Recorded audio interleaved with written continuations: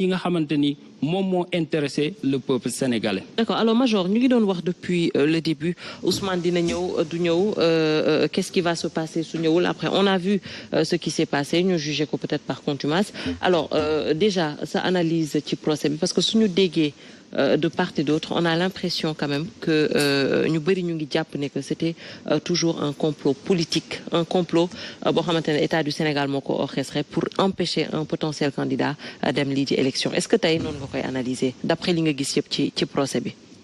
xam nga au Sénégal kaawu Ousmane Sonko bi c'est une infraction subjectivement politique.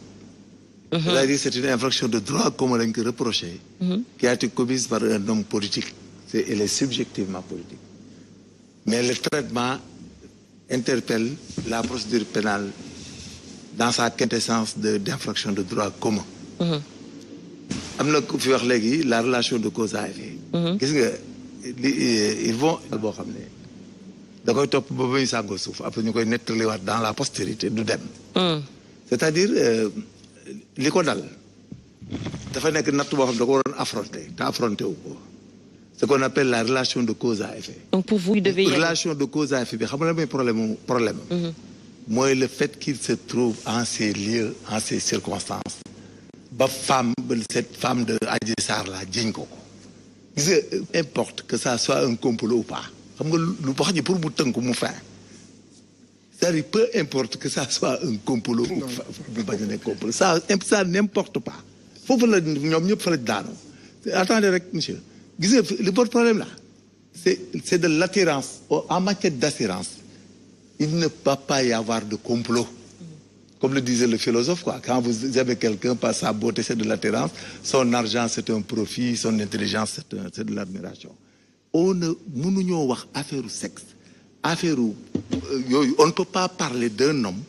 Nit bul nangu ñu naan la dañ laa complot pour nga yekkataan jabaru jaabu rek wala nga tëdd ak jigéen. Gis nga buñ la ko jiiñee ci circonstances yoo xam ne yow dañ laa fekk ci urbal bi wala nga demoon ci urbal bi wala nga dem ci néeg bi da ngay taxaw weddi tuuma bi. La plus grosse erreur, c'est de refuser de comparaître. Le juge da ko piéger ci ADN boobu ma koy proposer. Il devait lui dire que damay ñëw bu ma discriminer avec quelle substance la waroon wax. Et que les gens disent qu'il n'y avait pas de prélèvement foofu ngay amee problème boo suivre seen li ñuy def débat gis nga le fait que femmes yi wax ci audience bi lii ak insolence c'est permis. Nations Unies même dañuy futti nit man dem nañ audience Côte d'Ivoire benn Libanais am problème ak bonam mu da koy violer mu ne waaye yàlla yi dafa am bouton bu rëy bu ñuul. À l'audience foofu les VBG VSBG dañuy accompagner victime yi Nations Unies dafa am section buy accompagner victime bi mais dañoo suspendre audience bi dugal waa ji ci biir gars yi sumi tubé ji muy dëgg pour vous dire que ce qu'ils disent ici c'est de l'spéculation. Ils enlisent même la personne de Ousmane Sonko dans un procès internel boo xam ne kenn mënatu ko régler xam quand on parle de nañ ko bàyyi mënatuñ ko bàyyi depuis lors que la fille la dem à la section de recherche porter plainte. Oui. C'est des traces d'indices. Et là-bas, les gens ont parlé d'une manière linéaire. Nit ñi di spéculer ci procédure pénale PV. Les PV de crimes et délits n'ont aucune valeur. C'est le procureur de la République qui puise ce qu'il veut puiser et de faire un réquisitoire introductif d'instance wala mu envoyer dossier bi enrôler ko en flagrant délit. Le procureur de la République peut mettre le PV sous table et reprendre le PV. li ñuy wax yëpp ay waxi kacaw. Ah bon? Il peut désigner un autre OPJ et dessaisir l'OPJ qui faisait l'enquête. Écoutez rek, attendez, on parle de procédure pénale académique. Vous voulez, vous prenez, si vous voulez pas, vous taisez. C'est-à-dire, le problème est fondamental. Le procureur de la République, il peut rectifier un PV, il peut le reprendre, il peut le classer sans en prendre un mot. Ba pare xool ci li ko neex mu defal la mandat de dépôt yóbbu la flagrant délit wala mu defal la réquisitoire introductif yóbbu la instruction. Gis nga le juge d'instruction peut dessaisir le procureur de la République, même un OPJ, et faire l'enquête, reprendre l'enquête lui-même. Gis nga en cas de flagrant délit ou d'infraction quelconque, le juge d'instruction peut dire que je m'autosaisis. Et là, le procureur n'a rien à voir avec les autres. C'est le juge d'instruction qui va donner des commissions rogatoires et faire l'enquête. Dans son cas d'espèce, tout le principe et la forme de la procédure a été respecté. S'il ne se sent pas coupable, il devait comparaître à toutes les étapes et d'accepter toute la biologie moléculaire, c'est de la médecine légale. tu dois obligatoirement te soumettre à la biologie moléculaire et à la discrimination par empreinte digitale, par empreinte génétique, ce qu'on appelle l'ADN, c'est de l'acide déoxyribonucléique qu'on cherche et que personne ne peut avoir confusion. Et le support de la substance adénique, la substance boobu, mënuñu ko falsifier parce que boo ñëwee en labo, il y a des gènes dañuy xam ne kii kératine la bas de cheveux la dañuy xam ne kii salive la support bi salive la dañuy xam ne kii support bi sang la dañuy xam ne kii support bi sperme la c'est des bala tu te soumets à ça on te discrimine parce que le viol la base fondamentale et l'élément. Donc vous pensez qu'il n'a pas eu raison aujourd'hui de refuser bi mu bañee test ADN wala même que mu ñëw mais mënutoo génn ci affaire boobu di wax ay leneen on dit qu'il y a des substances qui ont été prélevées par écouvillonnage. L'écouvillonnage est fiable parce qu'on le fait par des bâtonnets qui ont du coton à l'extrémité, mais la quintessence et la garantie de l'écouvillonnage, parce qu'on les met dans des vacuotuneurs EDTA, c'est des vacuotuneurs imbibés d'acide diaminotétroacétique. Ça ne change jamais, ça conserve la substance. Et puis en labo, le laboratoire a la possibilité de dire le support de l'ADN.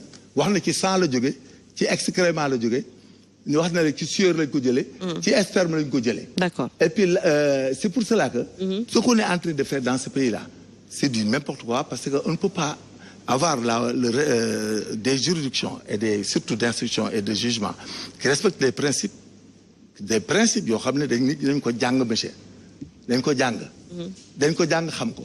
On est en procédure pénale, on n'est pas dans un débat politique ni campagne politique.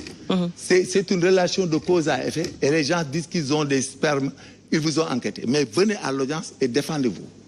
Les avocats font du dilatoire et tout le monde fait un jeu de cupide boo xam ne on ne transige pas au pénal. Macky Sall mënatul arrêter procédure bi kenn du ko arrêter. Il faut qu'il ait l'autorité de la chose jugée par des voies ci-après, c'est-à-dire soit il est condamné par contumace, il se rend pas en prison pour mieux faire la contumace, mais il y aura l'autorité de la chose jugée, tant pis. Sinon, il va se rendre et après les gens vont reprendre le jugement pour faire ce qu'on appelle respecter un genre pourvoi. Tu auras enquête ça. Mais en tout état de cause, on ne peut pas dans un état où il y a une relation de cause à effet et une personne indépendante de l'État du Sénégal, qui n'est pas députée, qui n'est rien du tout, une fille de surcroît, une femme, qui t'incrimine dans ce pays-là, et qu'on ne t'enquête pas, Amoud. Mais donc, le monsieur là, à qui on dit qu'il fait un début de démence là, qui a violé les 23 filles là. Pourtant, on parle de démence, on dit que dafa am ay problème de crise à cause de Al-Quran bi. Pourtant, la démence est une cause subjective de non-imputabilité. Ça rend l'acte licite, mais pas conforme de droit. Il faut arrêter. Les gens ont beaucoup appris pour comprendre et avoir une bonne lecture de ce qui se passe dans ce pays. Ce que nous cherchons, personne n'incrimine personne, mais nañ ko àtte et puis n'a qu'à comparaître.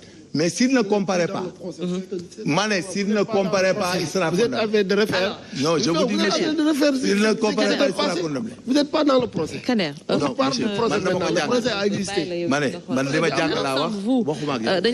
Deuxième partie nga waroon ñëw après Major, mais voilà. ñëw nga toog dinañ la jox yow itamit kàddu gi léegi. Alors s'il vous plaît, honorable, s'il vous plaît. Kader, vas-y.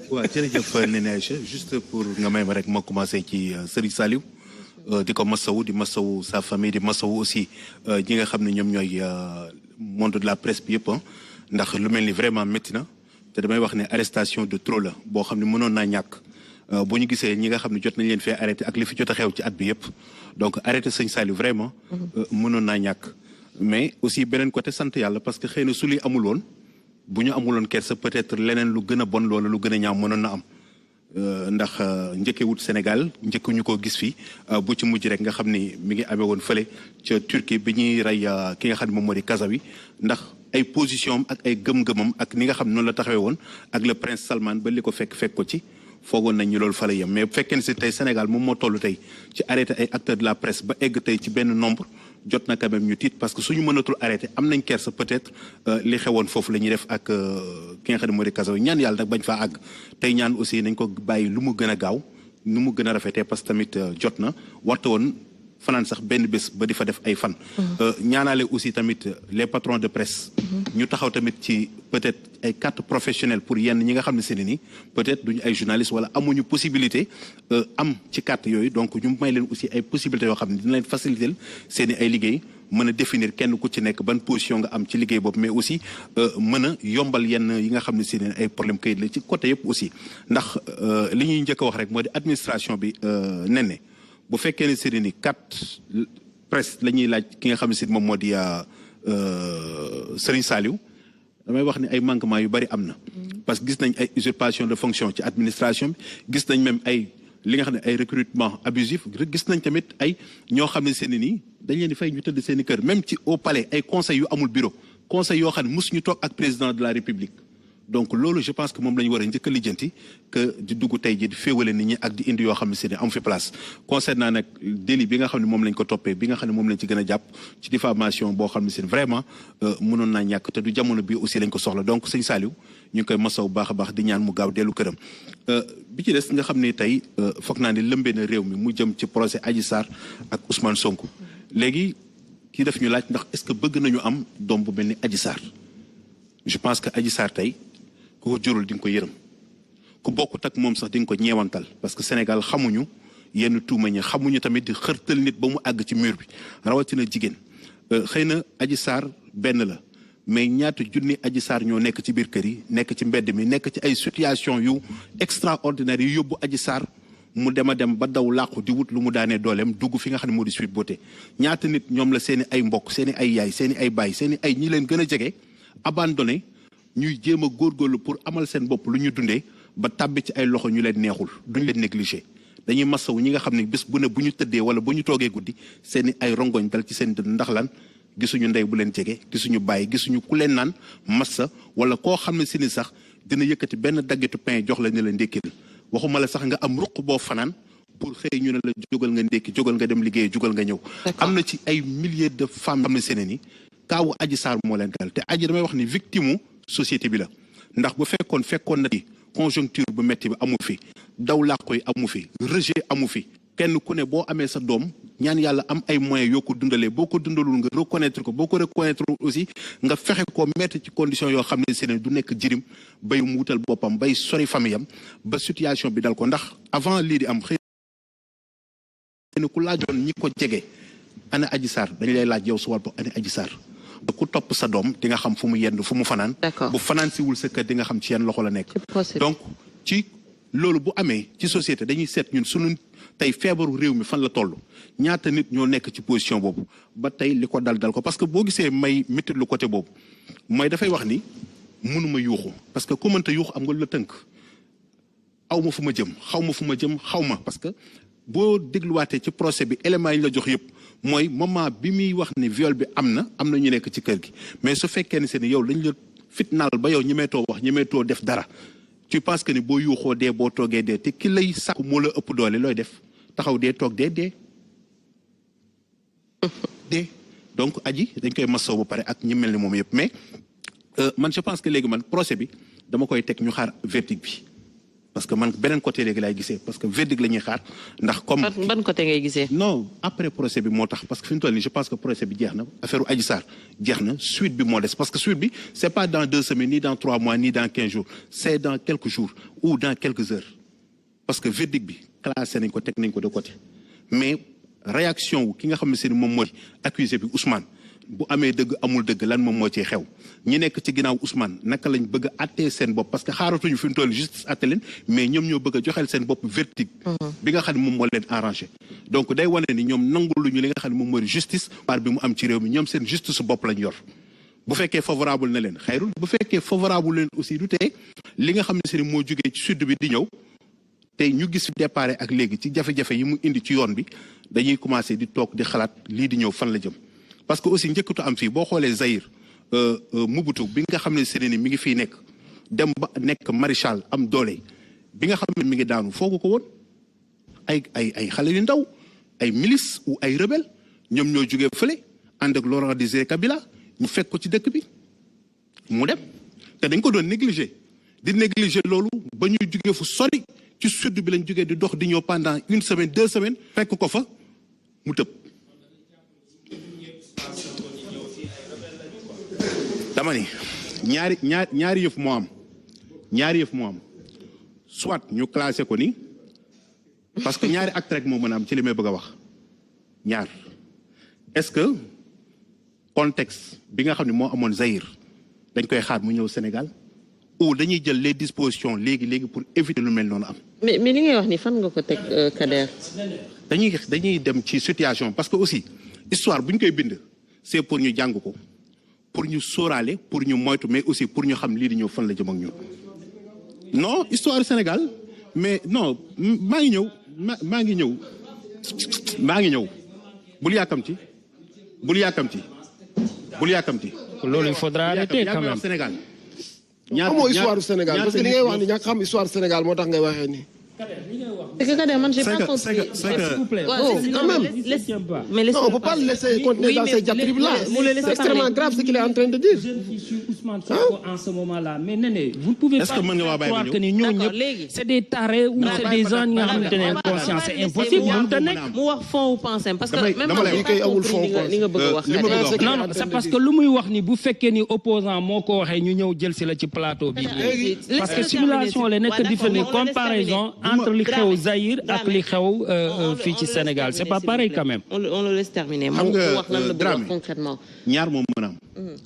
vent de révolution lay doon ou acte de rébellion lay doon bu dee révolution ban situation la Sénégal toll ba ñu mën a préparer ak benn situation de révolution boo xam ne comme bi amoon Burkina boobu est-ce que toll nañ foofu ba ay nit di dox di ñëw ci capitale bi ñu toog di leen seetaan. ne loolu lu normal la lu jaadu la dañuy toog xaar non état dafa war a jël ses dispositions. jéem a taxaw xool loolu est-ce que lu rafet la lu baax la waaw wala déet est-ce que procès civil ñaari nit yoo xam ne dañuy dañoo tuumalante est-ce que war na indi léegi de Casamance à Dakar ñu ne léegi yëngal day am ba egsi fii ci dëkk bi ndax lan affaire de procès def nga ma defuloo ma léegi c'est pas pour wax déedéet pour troisième candidature Macky Sall. C'est pas parce que Sénégal dañoo condamné ay journalistes c'est pas que vie bi dafa cher c'est pas que dañu nekk ci ay jafe-jafe ci sunu dund. mais déedéet benn nit bu wax ni moom. nii la bëgg a lijjantee problème am pour laver son honneur je pense que l'idéal moo doon dem au tribunal. dem assister le procès dem wax. te même bu fekkee ne si nii lii ma wax léegi nii ne du révolution du acte de rebelle du dara léegi nii après procès bi. kan moom moo mën a imaginer un instant yàlla bu mu am.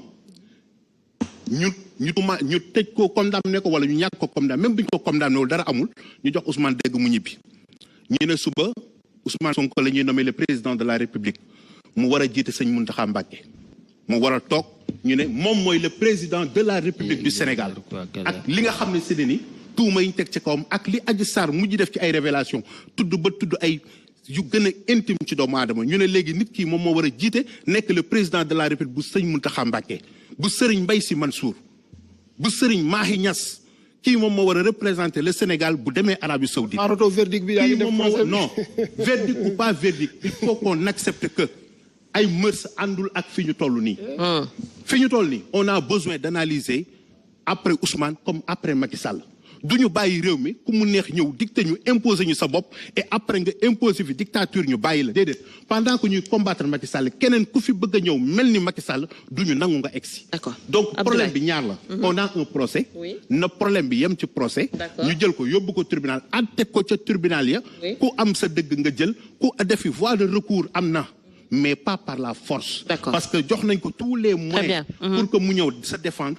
mais il a préféré jël ay responsabilités am defee neneen. Très bien. léegi nag. li ñuy xaar mooy. Oui, lan la ñuy xaar. wala déet mais pas à ce final. Le premier. doy na sëkk. Très bien. Alors Abdoulaye, rapidement. Ouais. Bon, je sais même pas par quel bout prendre.